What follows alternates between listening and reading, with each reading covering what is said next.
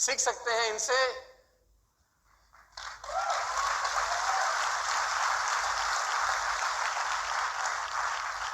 हम सबके grand upline है ये, है ना? हम सबके ग्रैंड अपलाइन है। अगर आप शंकर जी के व्यक्तित्व पे रोशनी डालें और अगर ध्यान से सुने और ध्यान से पढ़ें और ध्यान से देखें खाली, क्योंकि अभी पढ़ने का तो समय नहीं है, अभी जो सिर्फ देखने और समझने का समय है। अगर आप सिर्फ शंकर भगवान को ध्यान से देखें और ऊपर से नीचे तक उनके चरित्र का आकलन करें तो आपको बड़ी विचित्रताएं पाई मिलेंगी। आपको बड़ी विचित्र चीजें अनुभव होंगी जो आपने देखी तो सही, कभी ध्यान से समझी नहीं। शुरुआत करता हूं मैं ऊपर से।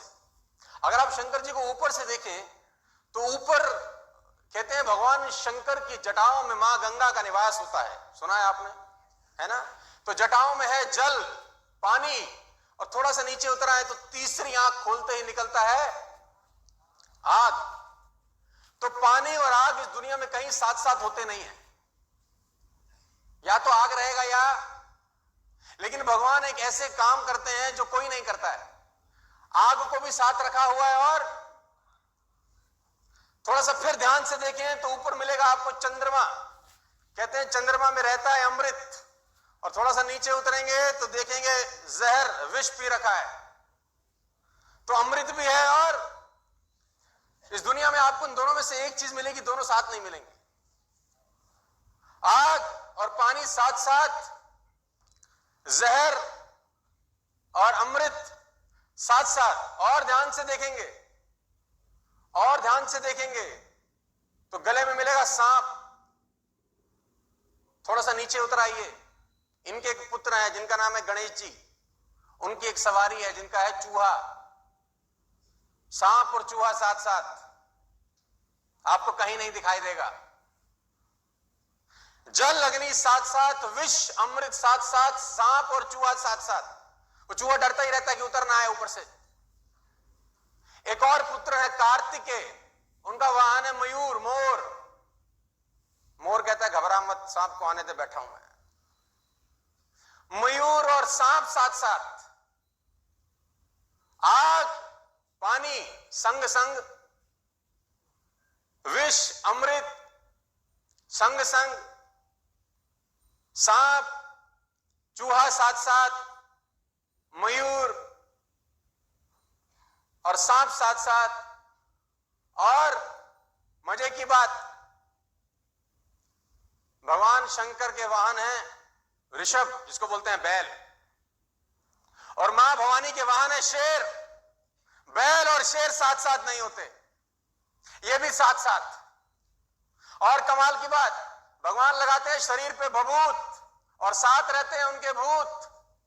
भूत भभूत साथ साथ, आपस में मारने वाली चीजें साथ साथ, एक दूसरे को काटने वाली चीजें साथ साथ, और उन सबको साथ में लेके भगवान शंकर बैठे हैं। लेकिन आपने कभी भगवान शंकर को टेंशन में देखा?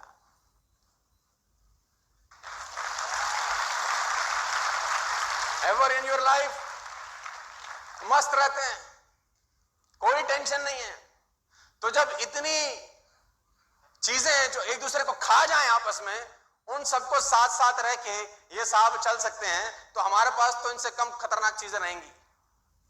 हमारे पास तो इनसे कम खतरनाक काटने पीटने वाले रोग रहेंगे। अगर ये साथ साथ लेके सबको चल सकते हैं तो हम भी बहुत सारे लोगों को साथ साथ लेके आगे चल सकते हैं, नहीं? हमारे साथ भी ऐसे बहुत चीजें हैं, साथ साथ ही चल रही हैं, हम भी लेके चल रहे हैं उनको साथ। और ये एक प्रसंग है भगवान शिव का। भगवान शिव से तो परिचित हैं सब लोग, कुछ कहानियों से परिचित होंगे, कुछ मैं आज परिचय कराता हूं। भगवान शिव सती के संग, सती पार्वती से पहले उनका पत्नी था, पार्वती सेकंड वाइफ थी। अब सेकंड वाइफ थी का मतलब ये नहीं कि आप भी कर लें सेकंड वाइफ। शंकर जी आदरणीय हैं, अनुकरणीय नहीं है। किसी ने बोला मुझे अभी कुछ दिन पहले ही, जब मैं ट्रेनिंग डिसाइड कर रहा था, तो वो ले आया चिलम, लगाओ। मैंने कहा कैसे? बोले जिसकी ट्रेनिंग तैयार कर रहे हो भी तो लगाते हैं। हाँ, मैं भी हैरान होता हूं। मैं जब इस ट्रेनिंग को डिजाइन कर रहा था, मैंने बहुत दुकानें एक दो देखी, घूमा मैं किताबों के लिए, तो लिख रहा बम भोले चिलम भंडार।